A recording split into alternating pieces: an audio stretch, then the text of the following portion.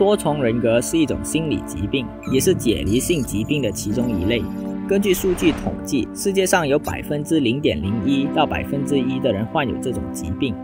嗨，大家好，我是阿伟。之前有很多观众都留言和私讯我，想让我讲讲双重人格或多重人格的事情。好，那今天就来聊聊多重人格。如果你也是喜欢我这类动画知识频道的朋友，就记得订阅、按赞、分享啦。好了的话，那我们开始吧。多重人格是心理疾病的一种，在疾病诊断与统计手册第4版中，已经把大家熟知的多重人格障碍改名为解离性身份障碍，简称 DID。DID 是指一个人具有2种以上不同的人格身份，而每种人格身份都有自己独立的情绪反应、态度、记忆和社会行为模式。简单的来说，就像一个身体里住着好几个灵魂一样，不时的轮流控制着同一个身体。但是 DID 可不是精神分裂哦，很多人都会认为 DID 与精神分裂是同一个东西，但事实上它们在定义上是有差别的。精神分裂更多指的是一个人的认知与感觉统合失调了，是他们的感知与现实之间的分裂，不是人格或性格的分裂。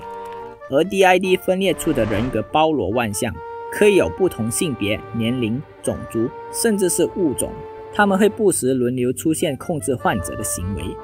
分裂出的人格会有2种情况，一种是分裂出的人格之间知道彼此的存在，称为并存意识。如果并存意识好的话，他们彼此甚至可以进行沟通，有可能是内部意识上的交流，也有可能是外部说出来的交流。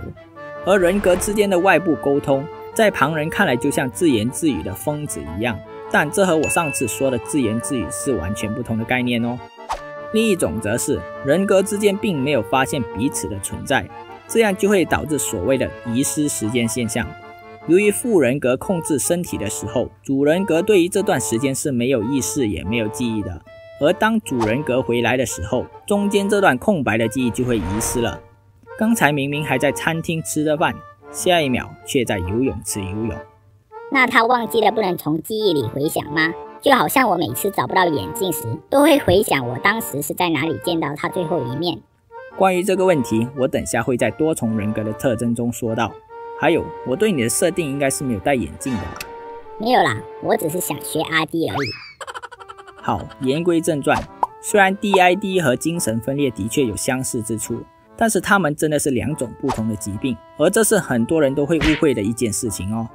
还有顺带一提，现在精神分裂症已经改名为思觉失调症了。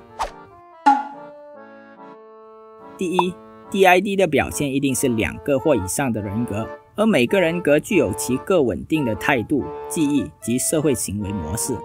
第二，出现失忆状态，个人的身份资料或是重大事件可能会被遗忘，但这和一般的遗忘是有所差别的。就好像一般人他忘了某件事情，也许只是这件事情的记忆藏在很深的文件夹里，努力经过一段的时间回想，可能还可以找得到。而 DID 患者就好像储存这些资料的记忆卡根本就不在自己身上一样，所以就算再怎么回想也是没有用的哦。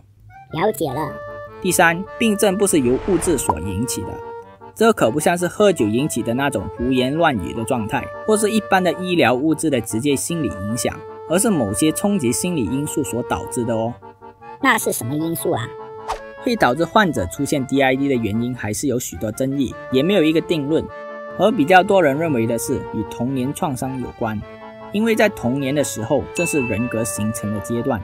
当受到难以应付的冲击时，患者可能以放空的方式，以达到这件事不是发生在我身上的时候所产生的人格保护。这对长期受到严重伤害的人来说，或许是必要的。虽然一般虐待或侵犯冲击会比较大，造成人格分裂的情况会更高，但言语暴力、疏忽照顾、缺乏父母的爱、朋辈欺凌、医疗创伤等等，都可以造成深远的创伤。最后再给大家了解一下，原人格不一定是主人格，